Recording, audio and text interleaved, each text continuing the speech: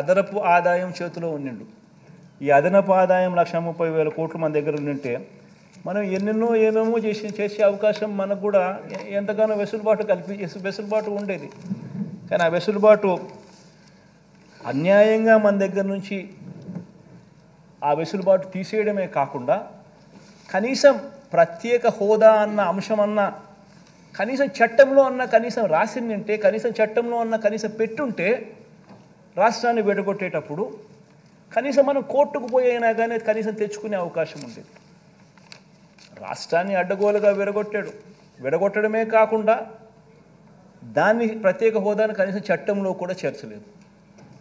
దీని దెబ్బకు మన మీద ఆధారపడి ఉండే కేంద్ర ప్రభుత్వం కేంద్రంలో వస్తే తప్పనిచ్చి మన కర్మ కొద్దీ మనకు ప్రత్యేక హోదా అనేది ఒక ఎండమావిగా తయారై కనిపిస్తూ ఉంది అధ్యక్ష.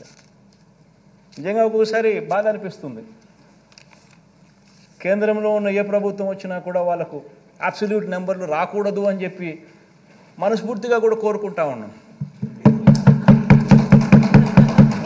కనీసం మన సపోర్ట్ అన్న డిపెండ్ అయ్యే ప్రభుత్వం వచ్చింది అని అంటే కనీసం ప్రత్యేక హోదా అన్న ఇస్తారేమో అని ఆశ. అన్ఫార్చునేట్గా విడగొట్టడమే ఒక అన్యాయం అయితే కనీసం రాష్ట్ర విభజన చట్టంలో దాన్ని పెట్టకపోవడం ఇంకా దారుణం అధ్యక్ష. మన కళ్ళ ఎదుటే కూడా ఇంత దారుణమైన పరిస్థితులు కూడా చూసాం అధ్యక్ష.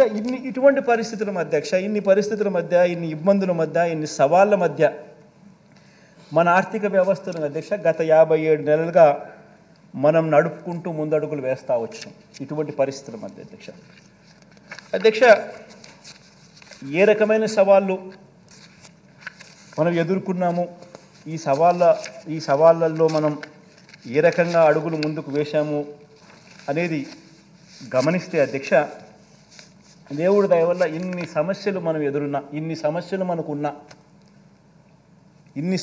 మనకున్నా కూడా అధ్యక్ష మన ప్రయాణంలో అధ్యక్ష ఈ 57 నెలల మన ప్రయాణంలో అధ్యక్ష గర్వంగా కూడా చెప్పగలుగుతాం అధ్యక్ష. ఎక్కడా కూడా కరప్షన్ లేకుండా పూర్తిగా వ్యవస్థను మొత్తం ప్రక్షాళన చేసి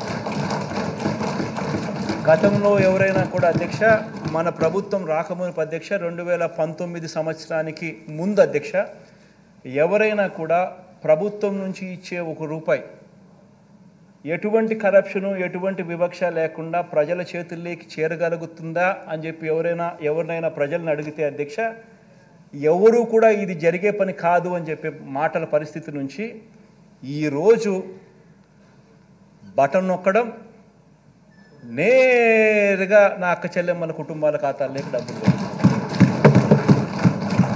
ఎక్కడ లంచాలు లేవు, ఎక్కడా వివక్ష లేదు.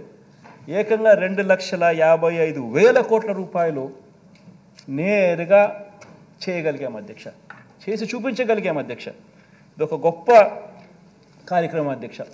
దీనికి తోడు అధ్యక్ష నాన్ డీబీటీ స్కీమ్స్ కూడా ఒకసారి గమనించినట్లయితే నెక్స్ట్ స్లైడ్ అమ్మా, స్లైడ్ 8 తీసుకోండి.